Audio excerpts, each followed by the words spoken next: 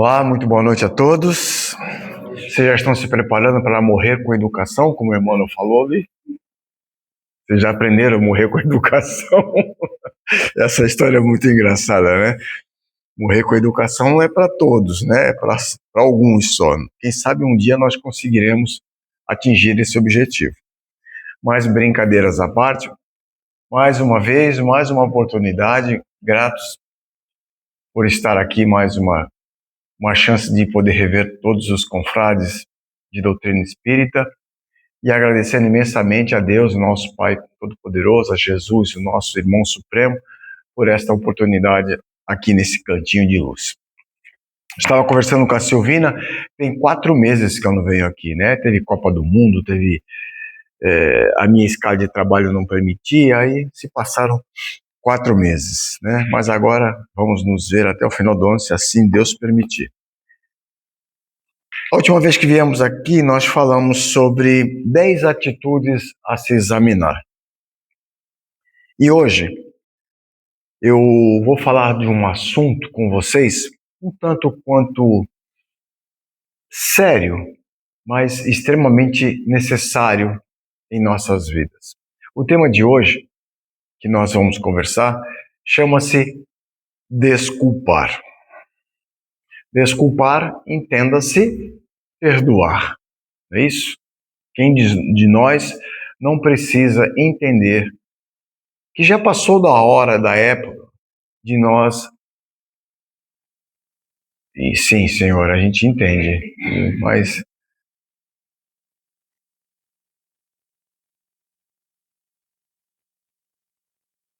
deixa eu ver. Isso, perfeito.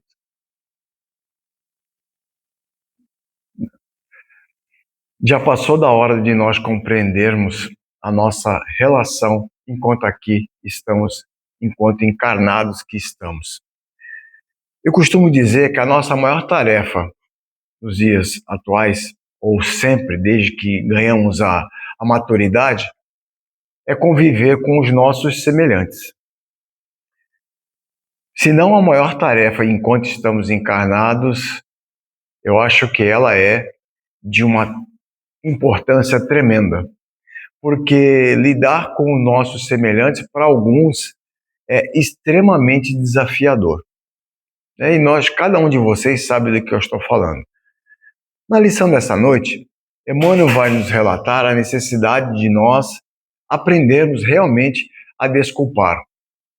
Primeiro a nós mesmos e depois os outros. Porque nós precisamos, para perdoar o próximo, nós precisamos entender que nós também precisamos entender que precisamos nos aceitar como somos. E cada um de nós, cada um de vocês sabe onde precisa ser reajustado e o que precisa ser melhorado. Então, se eu reconheço que eu tenho necessidade de reajustes, o meu semelhante também tem a deles. É isso? E se eu preciso aceitar os meus semelhantes como eles são, eu tenho que fazer de tudo para que eles também me aceitem como eu sou. Eu peço licença para a gente poder ler a lição, para a gente entender melhor o que Jesus já disse em seu tempo, que nós perdoássemos não 7 vezes mais, 70 vezes 7, né? E o apóstolo Mateus já começa a nossa leitura de hoje falando exatamente assim, abre aspas. Jesus lhe disse, 2 pontos, não te digo até 7, mas até 70 vezes 7. Está em Mateus, no capítulo 18, versículo 22. E diz assim o benfeitor Emmanuel: atende ao dever da desculpa infatigável diante de todas as vítimas do mal, para que a vitória do bem não se faça tardia. De certo que o mal contará com os empreiteiros que a lei do Senhor julgará no momento oportuno. Entretanto, em nossa afeição de criaturas igualmente imperfeitas, que somos todos nós, não é verdade? Suscetíveis de acolher-lhe a influência, vale perdoar sem condição e sem preço, para que o poder de semelhantes intérpretes da sombra se reduza até a integral extinção do mal. Recorda que, acima da crueldade, encontramos junto de nós a ignorância e o infortúnio que nos cabe socorrer cada dia. Quem poderá, com os olhos do corpo físico, medir a extensão da treva sobre as mãos que se envolvem no espinheiral do crime? Quem, na sombra terrestre, distinguirá toda a percentagem de dor e a necessidade que produz o desespero e a revolta? Dispõe-te a desculpar hoje e sempre, infinitamente, para que amanhã sejas também desculpado. Observa o quadro em que respiras e conhecerás que a natureza é pródiga de lições no caminho da bondade. O sol revela generoso o monturo que o injuria, convertendo-o sem alarde em recurso fertilizante. O odor miasmático do pântano, para aquele que entende as angústias da gleba, não será mensagem de podridão, mas sim rogativa comovente para que se lhe dê a bênção do reajuste, de modo a transformar-se em terra produtiva. Tudo na vida, minha gente, roga entendimento e caridade, para que a caridade e o entendimento nos orientem as horas. Não ouvides que a própria noite na terra é uma pausa de esquecimento para que aprendamos a ciência do recomeço em cada alvorada nova. Aí eu peço uma licença para vocês, antes de terminar, para a gente já discutir aqui alguns parágrafos do que já foi lido. Emmanuel nos ressalta a necessidade do reconhecimento próprio para podermos desculpar. Quando ele pensa em nós por dentro, quando ele pensa que nós precisamos fazer brotar isso dentro de nós, é porque ele já entendeu e já entendia que todos nós temos defeitos, todos nós também precisamos sermos desculpados. Vocês concordam comigo, não? Quem daqui acha que não? Todos acreditamos que sim, não é verdade? Porque já entendemos que todos nós precisamos de reajustes em nossas trajetórias. Ora, se estamos encarnados, se estamos aqui hoje, e essa é uma grande oportunidade, graças a Deus, que ganhamos de nosso Pai, pela oportunidade sublime de voltarmos mais uma vez nessa situação reencarnatória para resgatarmos aquilo que possivelmente nos comprometemos lá em cima antes de vir. Porque nós já entendemos e já sabemos que a gente implora para poder voltar. Não é verdade? Sim ou não? Vocês estão acordados ou não? Ah, tá. Então, como a gente já sabe, já conhece esse roteiro, todo mundo sabe que passamos por uma prova antes de virmos para cá, que é quando nós escolhemos onde vamos encarnar e onde estaremos encarnados. Ou seja, ninguém erra de endereço, não é verdade? Viemos onde precisamos vir e estamos onde precisamos estar. Nós imploramos para voltar à Terra por mais uma oportunidade reencarnatória, para que possamos resgatar situações que por hora, ou por sua vez, tenham sido deixadas em aberto lá em cima. Então eu vou lá na instituição, no planejamento reencarnatório, e vou falar assim com os nossos superiores. Por favor, me dê o direito da reencarnação, que eu preciso resgatar essa fatura, eu preciso liquidar essa fatura, né? Aí vocês entendam a fatura do jeito que vocês quiserem. Cada um tem uma fatura aberta. Ou se não tem, muito que ótimo, parabéns. Mas todos nós sabemos que temos alguma coisa a ser reajustada. Então nós imploramos para voltar. Nós pedimos, por favor, que nos deem a oportunidade de eu voltar à Terra para poder resgatar essa fatura que ora tinha ficado aberta numa encarnação passada. E que, graças a Deus, eu não lembro, que o véu do esquecimento é retirado de todos nós para que nós não saibamos que mal nós tenhamos feito em outra oportunidade encarnatória. Então a gente vem nessa vida com o propósito de liquidar a fatura. Tudo bem até aí?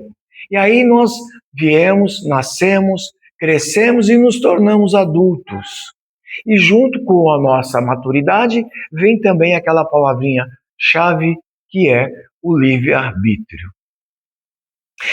E essa palavrinha, livre-arbítrio, é justamente ela que vai nos tirar do caminho que nós havíamos planejado. E sabe por quê? Porque quando eu renasço e me torno adulto, eu tenho as minhas necessidades. Mas aí nós vamos falar das duas forças, né? Uma é o Sérgio Cortella, né, o filósofo, e a outra é o Sérgio Malandro, né? E nós costumamos ir muito pelo que o Sérgio Malandro nos indica. É aquela história da porta larga e da porta estreita. Nós frequentamos qual mais? Rotineiramente a porta larga. Mas a mais meritória qual é? É a porta estreita. Então, nós recebemos a indicação de seguir aqui, ó. Esse é o caminho. Mas aí o meu livre-arbítrio acha que eu não preciso ir por aqui. E se eu for aqui pela direita ou pela esquerda, eu vou chegar no mesmo caminho. Eu acho. Mas aí a vida coloca duas paredes aqui no meio e eu fico parado. Sendo que o meu caminho certo a seguir era esse aqui. Vocês estão entendendo onde eu quero chegar? O nosso livre-arbítrio vai fazer com que eu faça as minhas escolhas equivocadas. E hoje é possível que nós estejamos colhendo as nossas escolhas equivocadas lá de trás, antigas. Mas nós podemos ainda rever esse quadro. Isso pode ser mudado. Cada um de vocês sabe exatamente onde precisa do reajuste e o que precisa ser feito. Ao passo que nós sabemos que esse aqui é o caminho, é esse aqui que vai nos levar, né, para a porta fora, que vai nos dar a vida lá fora de uma forma geral. E ainda há tempo, meus amigos, ainda há tempo da gente preponderar as nossas ações, as nossas atitudes. E por que eu digo isso? Porque todos nós aqui ainda temos tempo de reajustar esse sentido, de nos colocar o nosso trenzinho no caminho certo. Ainda há tempo de perdoar, ainda há tempo de se desculpar, ainda há tempo de fazer uma reflexão na minha vida, ainda há tempo de eu fazer um replanejamento geral na minha situação para que eu colha bons frutos lá na frente. Ainda há tempo da boa semente ser plantada. Esquecendo aquilo que nós escolhemos hoje ainda, se, como eu falei, se ainda não é um bom fruto, é porque as nossas escolhas, a nossa plantação, a nossa semeadura lá atrás, talvez não tenha sido a melhor. Mas ainda há tempo, eu falo para vocês e repito, ainda há tempo de que a gente possa plantar a boa semente para que possamos colher os bons frutos lá na frente. Mas se eu não estiver mais aqui, não importa. O importante é que você plantou a boa semente. E essa semente vai germinar, vai nascer, vai crescer.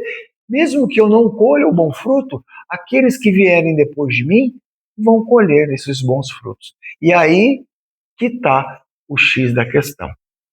Porque se eu deixar a boa semente plantada, eu serei bem lembrado quando eu aqui não mais estiver. Vocês concordam comigo? Se eu plantar a boa semente, mesmo que eu não a colha, mesmo que eu não a saboreie, eu vou deixar para aqueles que vierem depois de mim que façam isso. E isso é bom demais, porque vai saber que foram nós que plantamos a semente. Caramba, foram eles que plantaram. O pessoal dos semeadores, foram eles que plantaram essa semente e hoje nós podemos colher esse trabalho que eles fizeram, essa boa ação que foi feita. Isso que é fundamental. Jesus, em seu tempo, já dizia para nos amarmos uns aos outros como ele assim o fez. E nós ainda escorregamos nesse quesito. Porque nós, como eu falei no início, temos como maior desafio é lidar com os nossos próprios semelhantes.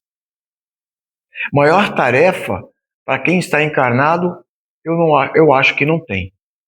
É lidar com seus semelhantes, lidar com seu próximo, que às vezes está tão próximo que a gente fala, meu Deus, por quê? Nunca esquecendo que nós não erramos de endereço, né? Como eu falei, nós viemos onde precisamos vir e estamos exatamente onde precisamos estar. A cegonha não errou o endereço, não largou o pacote endereço errado. Ela nos colocou exatamente onde precisamos estar. E que isso nos sirva de entendimento para poder lidar com todos aqueles que, por ora, achamos que seja entrave nos nossos olhos.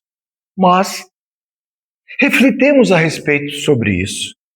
E se nos colocarmos na posição inversa, no sentido contrário, ou na posição do nosso próximo, podemos perceber que às vezes não são eles a entrave nos nossos olhos. Podemos ser nós a entrave nos olhos deles. Mas só fazendo uma reflexão honesta, realmente, para poder entender e se colocar no lugar do próximo. E continuando. Fazes a outrem aquilo que deseja que te seja feito. Olha só. Advertiu-nos o amigo excelso. E, somente na desculpa incessante das nossas faltas recíprocas, com o amparo do silêncio e com a força da humildade, é que atingiremos em passo definitivo o reino do eterno bem, com a ausência de todo o mal. Emmanuel. Recentemente, eu terminei de ler um livro que se chama Obreiros da Vida Eterna. Alguns de vocês já conhecem, já devem ter lido.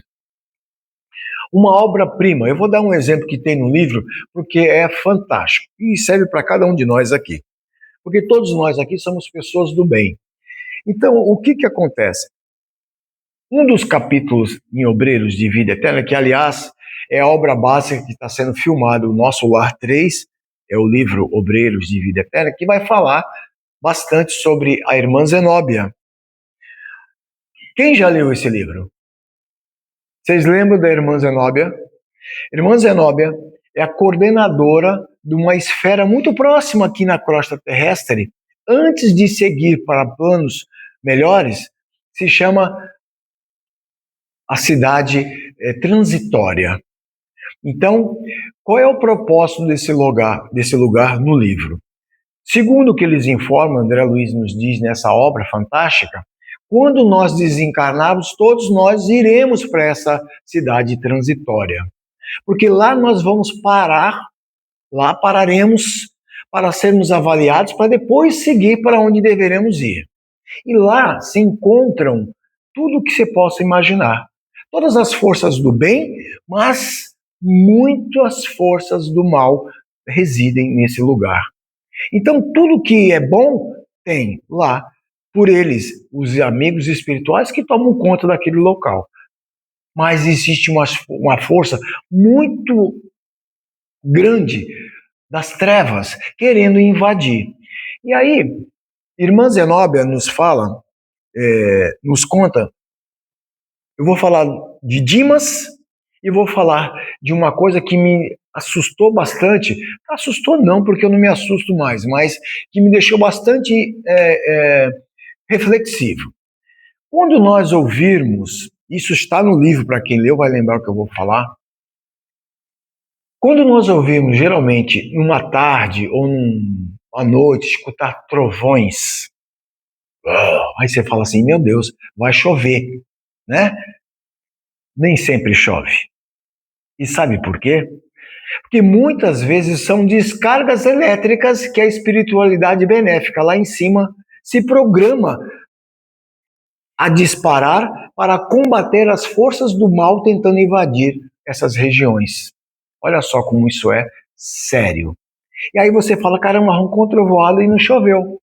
Teve trovões e não caiu uma gota. Aí eu fiquei pensando assim, caramba, quantas vezes eu já ouvi isso e não caiu uma gota para nós aqui. Então, é dito no livro que são forças energéticas que a espiritualidade superior determina para proteger essas regiões, porque a força do mal era tão grande tentando invadir que só através dessas forças energéticas magnânimas, gigantescas, para que impeçam o mal a entrar nessas áreas protegidas pela espiritualidade. Vocês já pararam para pensar nisso? Ninguém, acho que só quem lê o livro para saber realmente, porque isso é muito sério. Essas regiões que estão muito próximas aqui da crosta terrestre, como eu falei, que é chefiada pela irmã Zenóbia, nessas cidades transitórias, elas são protegidas pela espiritualidade, é lógico, mas são locais que nós todos passaremos. É um pré-umbral, vamos dizer assim, entendeu? Quem tiver capacidade e méritos vai passar por ali e vai seguir o seu caminho, o seu curso natural. Agora, aqueles que ainda estão enraizados, aqueles que ainda estiverem presos com a terra, infelizmente, esses vão sofrer um pouco mais. Eu digo das pessoas que são materialistas. Esses vão ainda necessitar de muito trabalho da espiritualidade para que entendam que já não fazem mais parte do corpo. E que o que ficou aqui não vai para lá, porque afinal de contas, caixão não tem gaveta, né, gente? Então a gente já sabe muito bem disso. E a outra história que eu quero contar desse livro, que vai remeter a nós aqui, é a história de Dimas, cristão, muito bem apessoado, trabalhador do Cristo, que fazia as suas obras, mas que angariou, enquanto em vidas, algumas inimizades. Olha só, olha onde a gente vai entrar aí, vocês vão entender. Ele era um cristão, temente ao Cristo, era uma pessoa do bem, mas que infelizmente no decorrer da sua trajetória reencarnatória, ele adquiriu algumas inimizades. E que, antes de desencarnar, essas entidades já estavam lá prontas para vampirizá-lo. E aí sai a incursão lá de cima com o André Luiz, o padre Hipólito, a enfermeira Luciana e o próprio, a irmã Zenóbia, para proteger Dimas, para que ele tivesse, por merecimento, um desencarne tranquilo, afastando os perseguidores que estavam lá ávidos esperando para que ele ficasse na mesma sintonia, para começar a perseguição.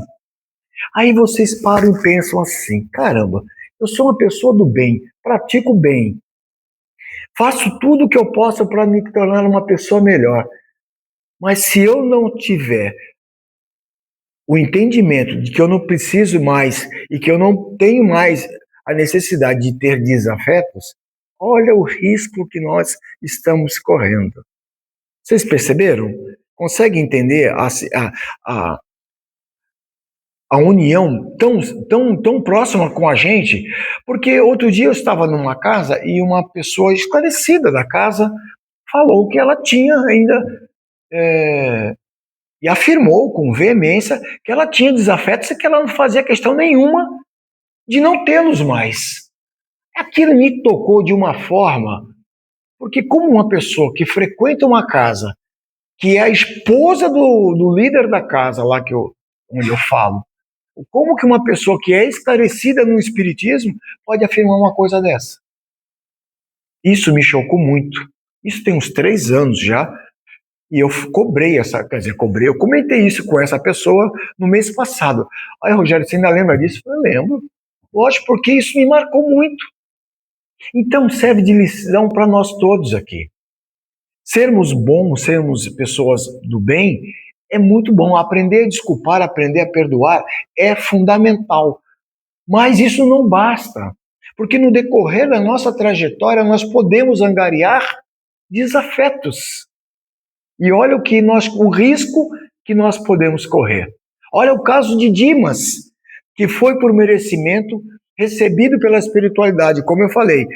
Irmã Zenóbia, Padre Hipólito, enfermeira Luciana e o próprio André Luiz vieram ajudá-lo no desenlace do corpo físico para a vida espiritual.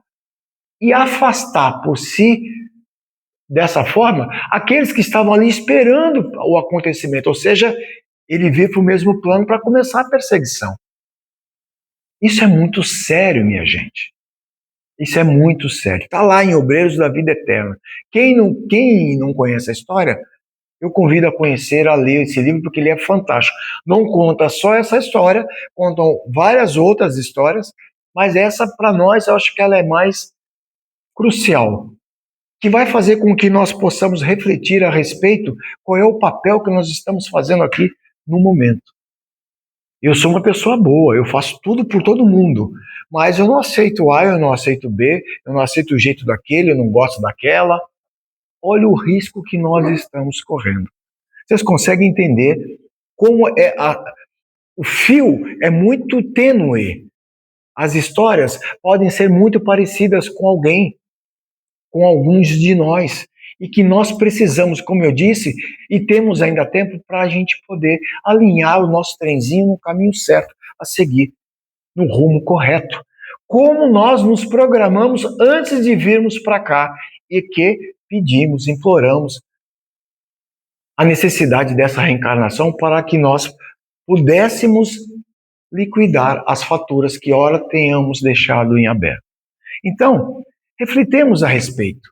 Ainda há hora, ainda há tempo, temos tempo, a hora é agora e precisamos refletir a respeito do que nós vamos deixar aqui quando dessa vida não estivermos mais. Se vamos realmente aprender a desculpar aqueles que por hora tenham nos deixado chateados, ou se nós vamos levar essa mácula para frente até sabe Deus quando.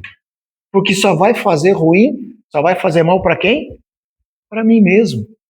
Aí eu chego do lado de lá com 2 malas cheias de ressentimentos na hora que eu chegar lá no outro plano. São Pedro, cheguei. Aí ele vai perguntar, e essas malinhas aí, Rogério? Isso aqui é ressentimento que eu tenho contra A, B e C, e isso aqui é o restante do alfabeto inteiro. Aí ele vai olhar para mim e vai dizer assim, mas o que você fez lá enquanto teve a oportunidade? Você falava para o público, né? Porque o público não fizesse isso, e você chega aqui com 2 malas cheias de ressentimentos. Fica a dica para cada um de vocês. Não precisamos chegar lá com malas, com ressentimentos contra ninguém. Temos tempo agora de liquidar essa fatura, de nos tornarmos pessoas melhores ainda, nos perdoando, nos aceitando, nos desculpando a tudo e a todos, para que realmente se finda em nós o grande amor que o Cristo nos pediu, que era amarmos uns aos outros como Ele assim o fez. Pensem nisso e na próxima oportunidade nós vamos voltar a conversar a respeito. Tudo bem? Tudo certo? Tudo entendido? Então eu quero agradecer imensamente a oportunidade de vocês, por mais essa chance de estarmos aqui nos Semeadores. Estaremos juntos no mês que vem, no outro também, e assim até o final do ano, se Deus permitir. Muita paz a todos e até a próxima oportunidade. Que assim seja. Obrigado.